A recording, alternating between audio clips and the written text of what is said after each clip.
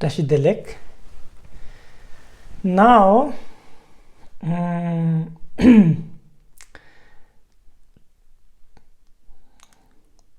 by remembering Jetsun Trapa Gyaltsen, I would like to read a spiritual song, a song of realization of Jetsun Trapa Gyaltsen. This was composed by him in Sakya monastery, when a student of his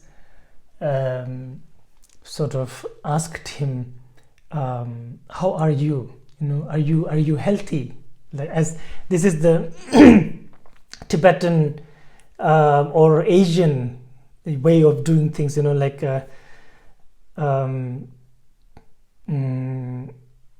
whenever some, they go to meet the teachers, even though they see the teachers right in front of their eyes and they see they're well, but they still will ask, how are you?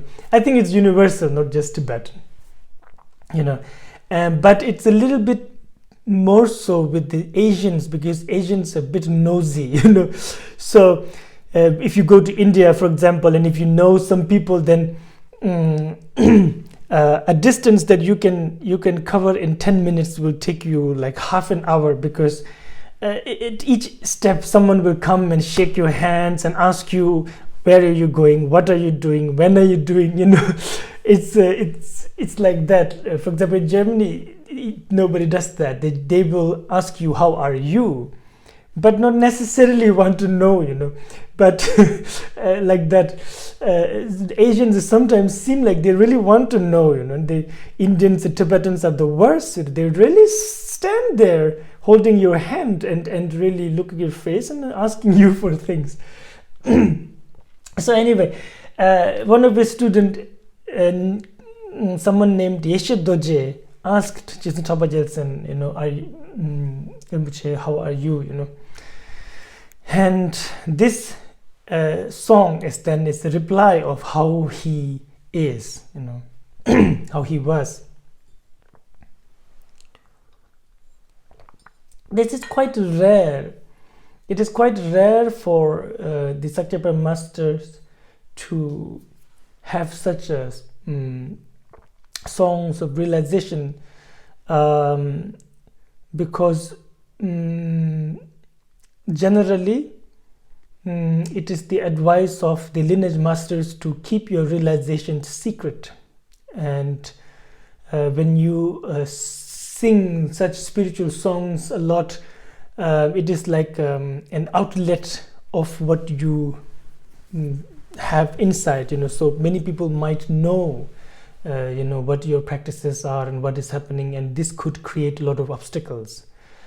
So for example, in the Khajupa lineage, it is it almost feels like it is encouraged to do that, and that is the blessing of that lineage, that you can sort of sing such spiritual songs and so on.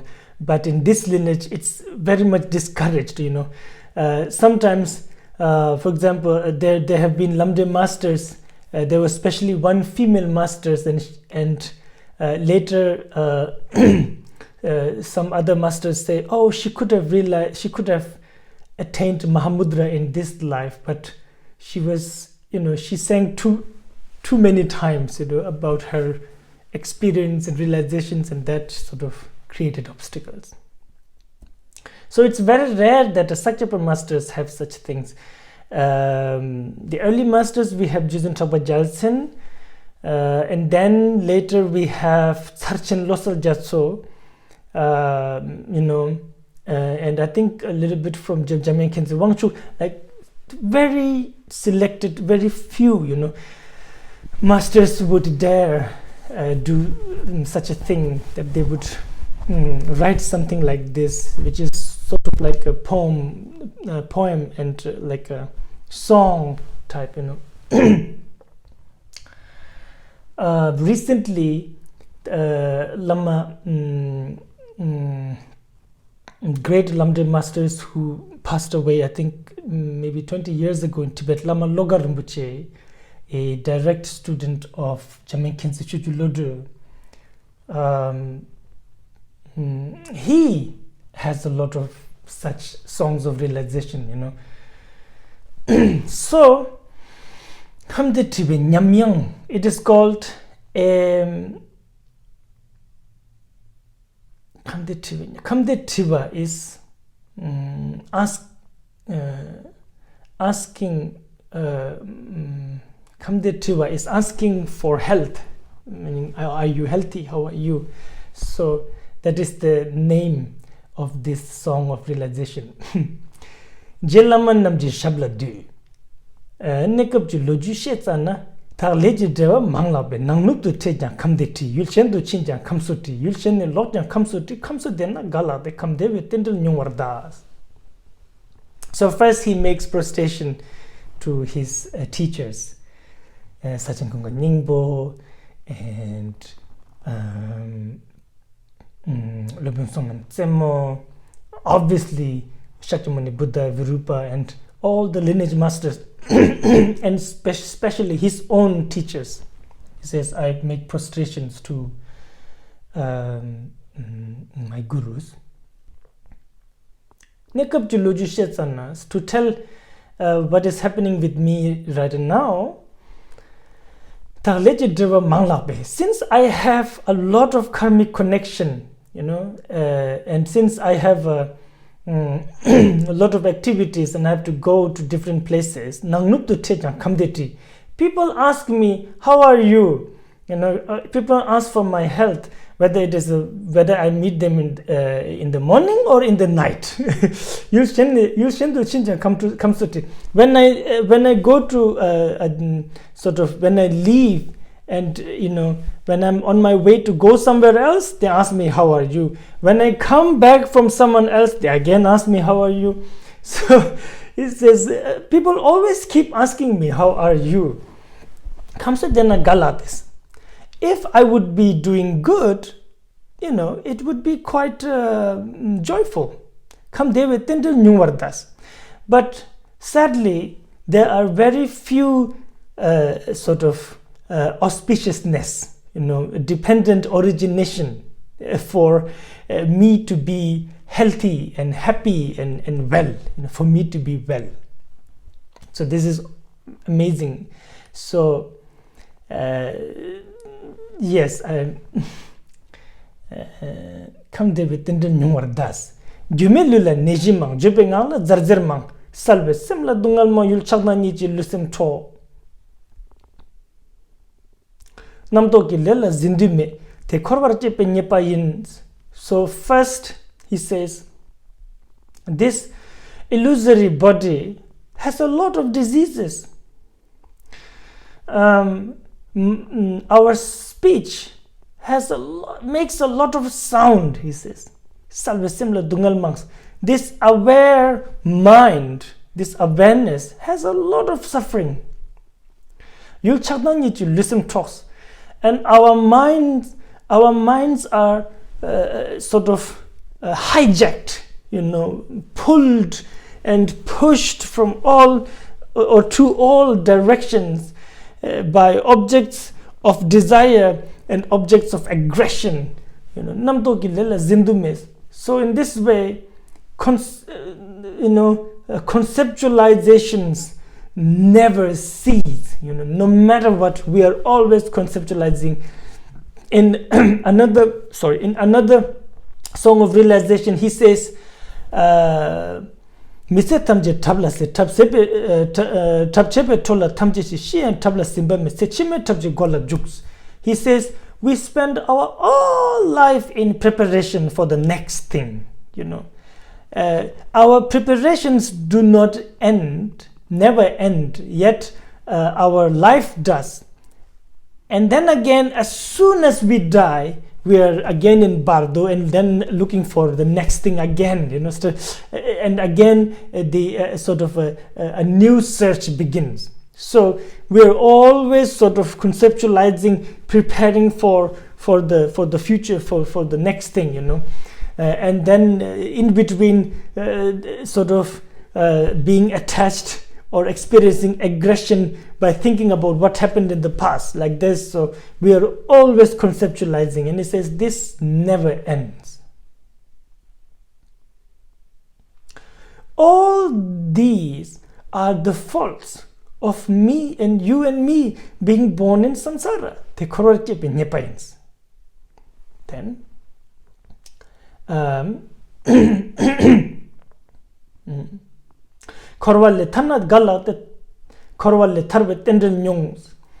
now if we would become free from samsara, then I would be well.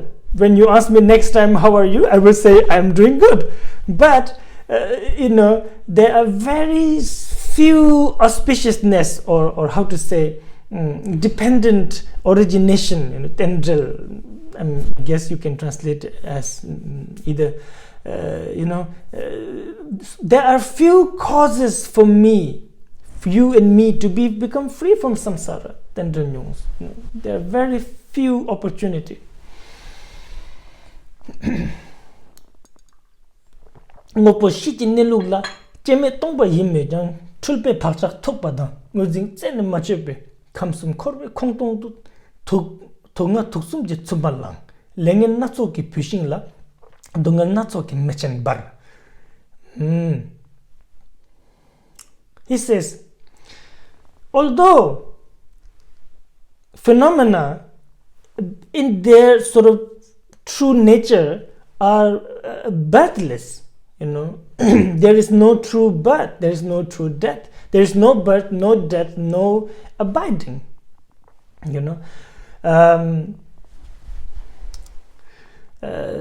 As Nagarjuna says, our existence has no beginning, has no end. And he says, think about it now. Something that has no beginning and something that has no end, how can it have a middle? So in this regard, then our whole existence, the moment you say, oh, samsara is beginningless and endless, we are or the existence of our mind, for example, the continuity of mind is beginningless and endless, then we are talking about a fabricated phenomena, not something that truly exists, which is what he says, that phenomena actually do not truly exist. And if I could see that, then that would liberate me and you, obviously. But tulbe pachak tubatas, because of very thick habit of sort of wrong views, tulpe pachak, or very thick habit of sort of illusion, being attached to illusion, create illusion. And because my attachment, my grasping to phenomena as something that is one, something that has a name, something that is one, truly sort of there, as we all always, when I hold this pen, I know that it's really there. Sort of, this is my belief, and hence I really believe it. I can work with it, and this is how ordinary sentient beings work. We work through illusion, through ignorance, and it functions for us, right? So this is what it says, that, and since I couldn't cut from the root my grasping to phenomena, in this is wonderful. It says, in this empty sort of shell, within this empty shell of the samsara, arises this sort of strong gust of wind, or like a tornado of afflictions, anger, attachment, desire, jealousy, all this, they start. And lingen natsuki pushing las, and they cause sort of, they bring together negative karma, and these negative karma are like firewood. They act like firewood, and dungal natsoki mechen bars. From these negative karma, sort of these wood, a huge fire of myriad suffering burns, blazes. Nhưng mà rangsim ki dongbotsik changjub ki nyuk thalbar tang rigdu dungal chi khollo de ganmeshin do jundu khor. And it says nhưng mà rangsim ki dongbotsik, this type of fire burns the branch of inherent wisdom, meaning they obscure it, they make it weak, so to speak. Like it cannot, the inherent wisdom cannot claim its rightful state, which is the omniscience, sort of our inherent wisdom and the wisdom of the Buddha. Actually, there is no difference. So when he says inherent wisdom, he means Buddha nature, So, but poetically, he says the suffering, the fire of suffering, burns the trunk, the tree trunk of Gyaltsen is inherent wisdom. And it make ashes, it turns the shoot of Buddhahood into ashes. It burns it all. So each sentient being is burning like this, and they are going round and round and around like a juggler, or what do you call it in circus? People, quickly, very fastly, swiftly, they turn a fire, and it looks like a circle, right? So like this, beings so swiftly they go round and round samsara.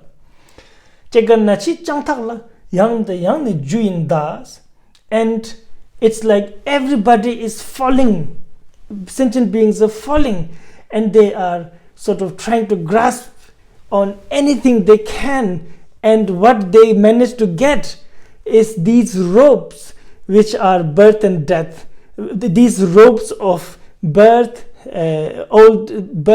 aging, sickness and death, So each time they try to grasp on to a new rope, it gives them the same result, suffering. Again the new rope. To yang do da, so says, ceaselessly, unceasingly, sentient beings are grasping on such ropes. In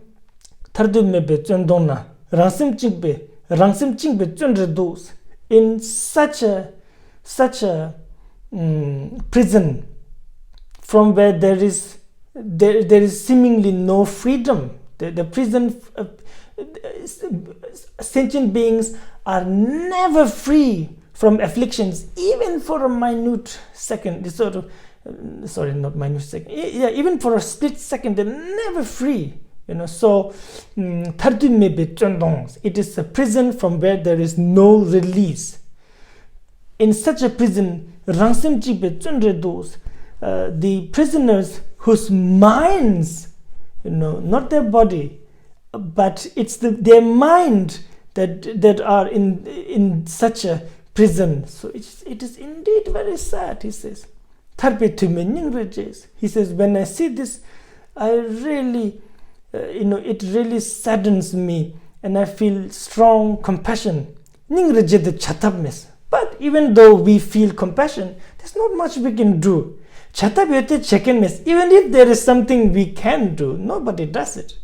So in this way, sentient beings are doomed to suffer. He says, alas, beings are doomed to suffer. So that was his reply. So he stopped it. He finished that now. He finished his reply. But afterwards, later, he writes again. And he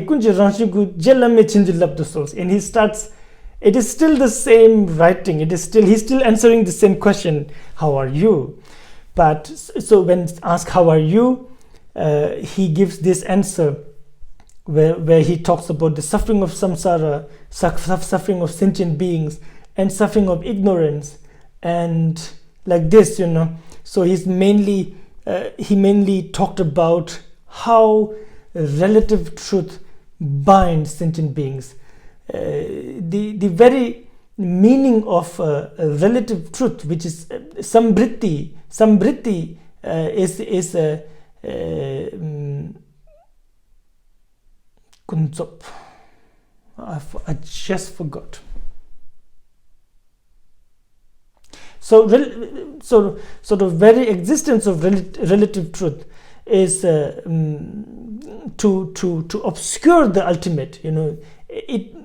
It appears, so it is the truth, so to speak, but it's not really true, so it's relative.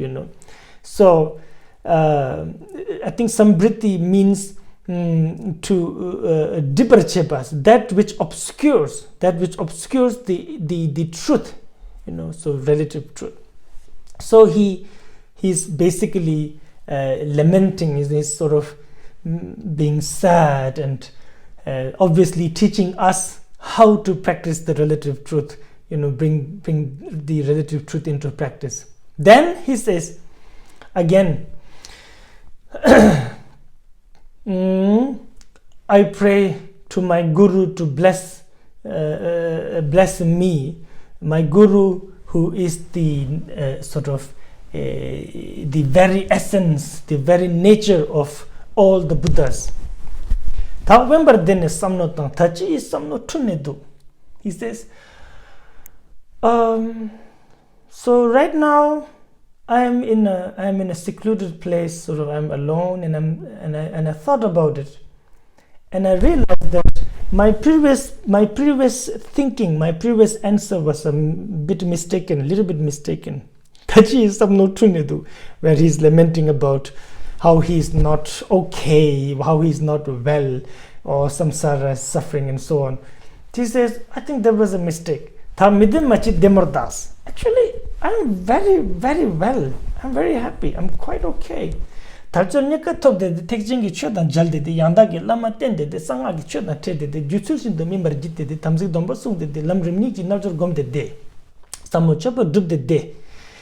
He says, I'm quite well because I got a precious human body. I'm quite well because I met with the teaching of Mahayana, the great vehicle.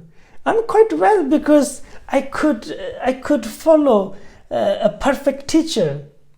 I'm quite well because I could because I have met Vajrayana, the secret mantrayana. He says Sangha, secret mantrayana. So I'm quite well, and I am quite well because I received such profound initiations, empowerments that really ripened me from within. I'm quite well because I keep my samayas, my vows, as best as I can. I'm quite well because I can practice the true process, the generation and dissolution of Vajrayana practice. I'm quite well because I could practice the Sabmo is like a very profound practices. I think he may be referring to Vajrayana practices. So I said, I'm quite well. I gave a wrong answer before. I want to give this answer now. I'm quite well. You're now with the Nepa me, you ningbo me de Zumbardu. So melonge sunyan dawa la shemba samja ningbo me, you sumjan tetan dawardu.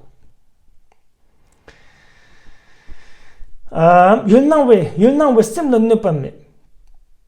He says, when I see phenomena, when I see objects of desire, sound, smell, form, like all these colors and so on, it doesn't harm my mind, he says. You'll now with similar dungan mis. You'll now with similar nipa mis. You'll ningbo made the zumbardux because these objects of desire are senseless. So they actually a lie. Zumbardux is false. It's like that. You'll ningbo made the zumbardux. Sug melong sungen dhavala. Shembat sam ningbo mis. Forms, when they arise sort of like a reflection in a mirror. So to get attached to that, sort of even to begin to grasp on it, to attach on it, sort of have attachment towards it, is senseless, he says. And the rest of the objects of desire are also similar to that.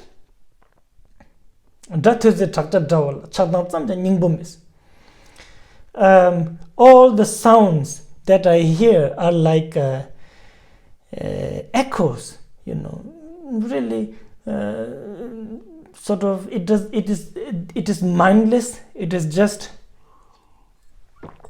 sounds, there is no good words, bad words, it just sounds, echoes. So just even to begin to have attachment or aggression towards the sound is senseless. It's I don't do that. Just sometimes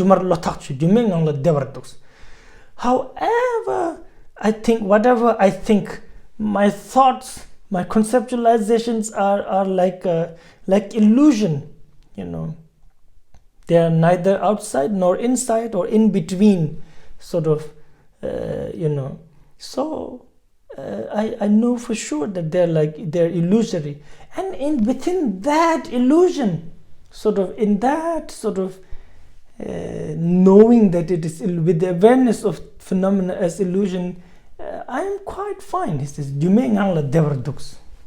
so amongst illusion, I'm quite fine. And when I actually go to find, so where is the illusion itself? It is unspeakable. He says, illusion itself is unspeakable. And in this sort of unspeakableness, sort of wordlessness, expressionlessness, I am quite fine. He says, I'm quite fine.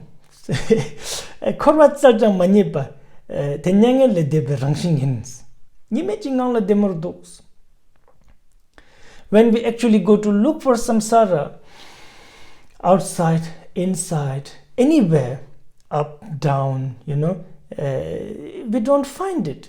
And this not finding the samsara is the liberation, he says, is the Buddhahood, is the enlightenment. So, my existence in, it's sort of, it's without such extremes of samsara and nirvana. So, in this way, I am fine. If you ask me, how are you? I would say, I'm very fine. When I go to look for suffering, I do not find the suffering. And that not finding the suffering is the bliss, the great bliss, he says. So then suffering and the bliss, the inseparableness of these two, within this sphere, I am completely fine. If you ask me, how are you?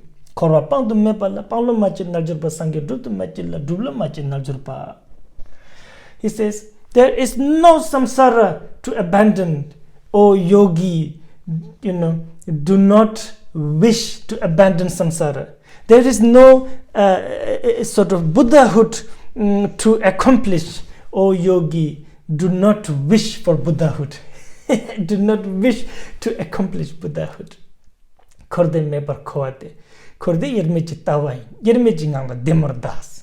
So knowing that in sort of final reality, sort of our awareness is beyond samsara and nirvana, and this understanding is called the view of inseparability of samsara and nirvana. So within that inseparability, sort of, I am very fine being in that inseparability of samsara and nirvana. Detarshe ben naljurbe dubju mejang dubla zu gomju mejang gomla zu sungju mejang thamjik song. Detarshe na detachi mithajan tege ngangla da puchu jan tege ngangla sho. This is really beautiful words. Detarshe ben naljurbe. So a yogi or a yogini, knowing this, dubju mejang dubla zu should diligently try to accomplish Buddhahood, even though there is no Buddhahood to accomplish.